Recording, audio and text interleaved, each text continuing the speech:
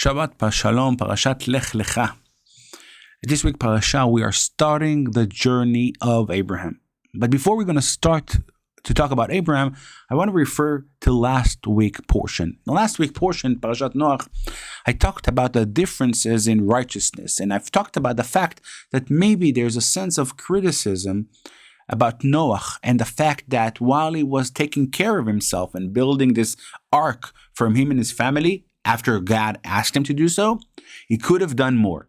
He could have done more in the sense of telling others to come and join, bring people in, do something with the wider community around him. Some of the reactions to this video weren't so understanding. Why are you criticizing Noach? I said many times I'm not criticizing him. He's a righteous man. God says so. Who is more than Noach? Who am I to criticize anything? But the verses and the way it was presented meant by many of our commentaries and many of our sages that there was a sense of something was missing. It's not a criticism, but it's telling you that there could be more.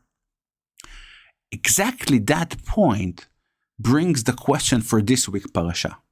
We hear the story about Abraham. God told Abraham, go forth from your land, from your father's home, to the place I will show you. Who is Abraham? What do we know about him? In the Parashat Noach, we at least know there was a righteous person. What do we know about Abraham before the start of this journey? God tells him to go, and that's it. The truth is, if you go back to last week Parasha, in the very end, it already begins to describe who was Abraham. The story about his father Terach living his home, and he has 3 boys, and then one dies on the way.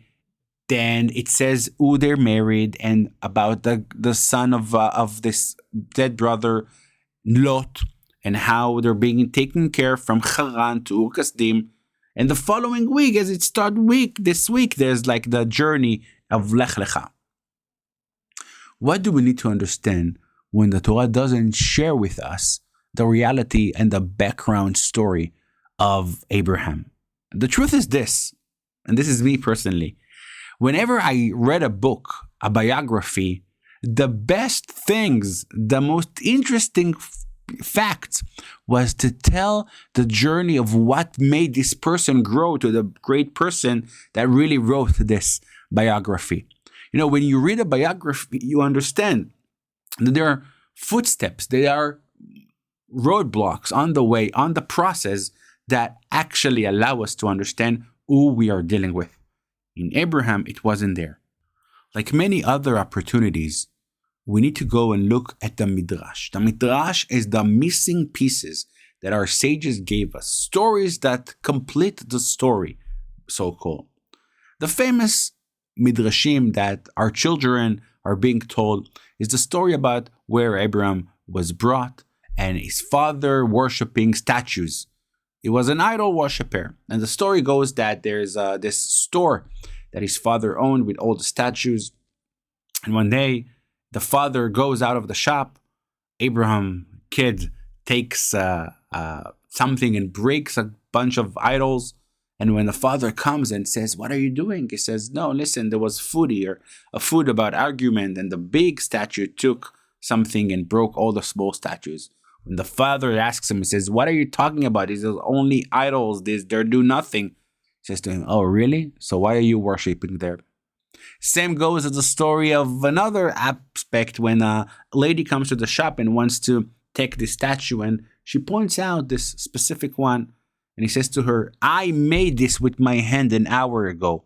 You're 70 years old. Why do you worship something that was made an hour ago?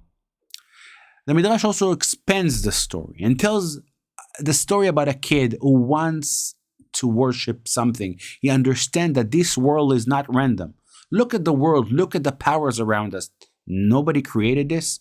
And the story goes that he goes and he wonders and he sees the sun, and the sun looks very strong. And he says, this is God. This is the power of all powers. And he worships it. And then sunset.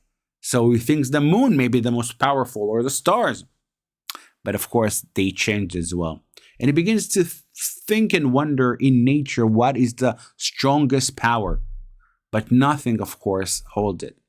So he decides against all odds to do something that nobody did before him, and he's calling the name of God.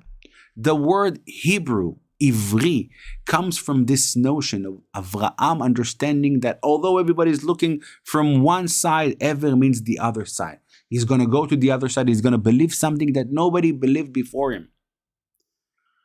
There's another saying that talks about, from a Hasidic perspective, something that all of us can relate with. And before that, I want to open in brackets. It's a topic that happened this week, the election, and how Donald Trump was elected as well. A couple of weeks ago, I had the privilege to go and visit the FOZ Museum, a museum that talks about Christians or non-Jews that did amazing things for the Jewish people. It's from General Patterson to Truman to other people to the Tambun, people that made great things and helped the Jewish people. Now, I don't know who runs this museum. I don't know the story around it, and I'm not necessarily recommending it or not. But I would say this. In the very beginning, when you enter the museum, they're taking a photo of you. You know, you've been to every park, every amusement park. They take a photo of you, and you think it's to sell you a magnet or a photo of you in the end. But it's quite surprising, because in the end of the presentation, and after you see all those people who did things for the Jewish presence here, the Jewish land, Jewish people, there is a movie that talks about the fact that in every of those people's life, there was a moment, a calling, that they heard the calling and they followed their heart and their belief. And then they share the photo that they took of you. And you see that photo on the wall, on the screen, and you understand that what they're saying is this. There is a moment in life that there will be a calling. And the only question you need to ask yourself is, am I going to answer this calling? The election of this week, as we talked about it many times, is a proof, is a reason, is a moment in time when we know there's a calling of God to do something for the Jewish people. And Donald Trump is going to be that man in that position. The story of Lech Lecha, according to one of these commentary of Chassidut, explains a very interesting moment to realize who was Abraham. You know why he doesn't have a background story according to this commentary? He explains as follows. Lech Lecha, go forth, wasn't a personal calling to Abraham. It was a calling that was there in the air to the world. Abraham was the only person who heard the calling and did something with the calling.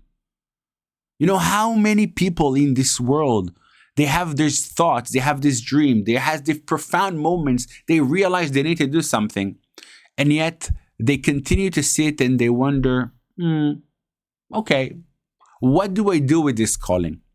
The greatness of Abraham was that when he heard the calling, he actually stood and he left. He did something with the calling because he felt that it's not enough to listen, to hear it. I actually need to do something with it.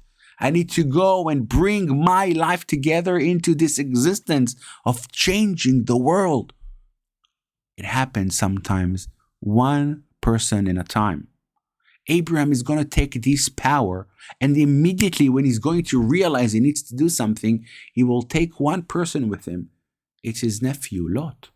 One person will start the journey, and as they will continue in his life, we will hear stories about how they will bring guests, how we will fight for justice, how we will go to war for one prisoner, how he's going to manifest in his life the calling.